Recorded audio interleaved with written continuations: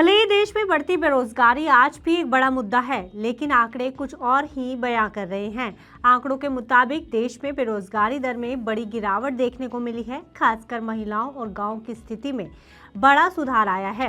नवंबर 2025 में बेरोजगारी दर गिरकर 4.7% पर पहुंच गई है, जिसका मतलब है कि देश में रोजगार के अवसर बढ़े हैं और रोजगार बाजार में मजबूती के संकेत भी मिल रहे हैं। तो क्या अब ये माना जाए कि भारत में बेरोजगारी दर अपने सबसे निचले स्तर पर आ गई है?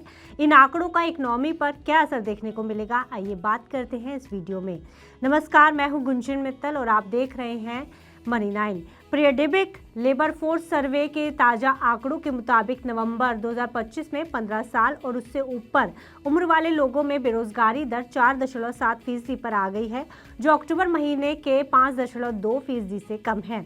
यह दर इस साल अप्रैल के बाद सबसे कम है। आसान शब्दों में कहा जाए तो देश में अब रोजगार के मौके बढ़े हैं और काम ढूंढने वाले लोगों की संख्या में भी कमी आई है।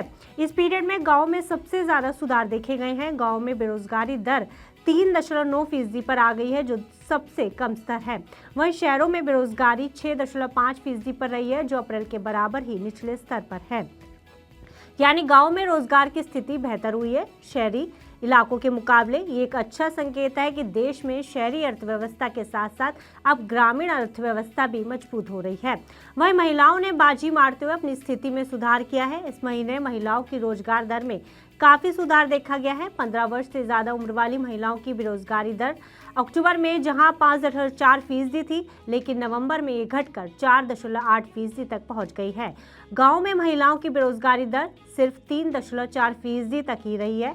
वहीं शहरों में ये दर जहां पहले 9.7% थी, वो घटकर अब 9.3% पहुंच गई है। ये स्पष्ट संकेत है कि महिलाओं को भी रोजगार के बेहतर अवसर मिल रहे हैं, खासकर ग्रामीण इलाकों में।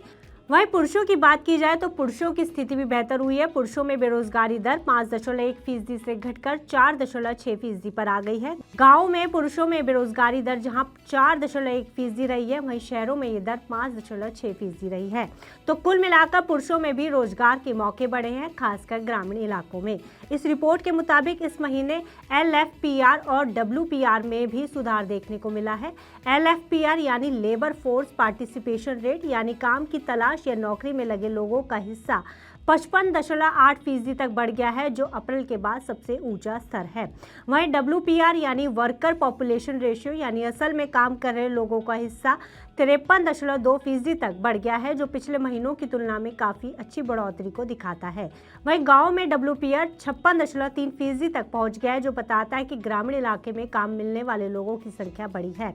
महिलाओं की LFPR में भी बड़ा उछाल आया है। महिलाओं का LFPR 32% से बढ़कर 35.1% पर पहुंच गया है।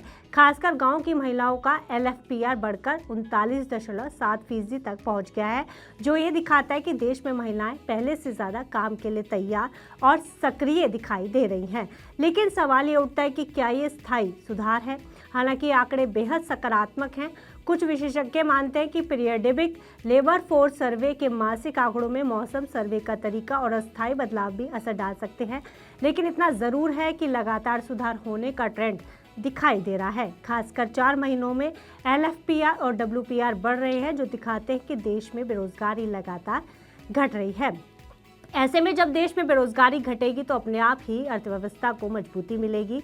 वहीं महिलाओं और ग्रामीण इलाकों में सुधार सामाजिक और आर्थिक विकास को भी दिखाता है, और ये बढ़ी हुई भागीदारी भविष्य में अर्थव्यवस्था को और ज़्यादा सहायता दे सकती है। तो कुल मिलाकर PLFS के ताज़ा आंकड़े बताते हैं कि भारत में बेरोजगारी दर में गिरावट आई है, खासकर महिलाओं और ग्रामीण इलाकों में। साथ ही काम करने वालों की संख्या भी बढ़ी है, जो देश की अर्थव्यवस्था के लिए एक अच्छे और मजबूत संकेत है।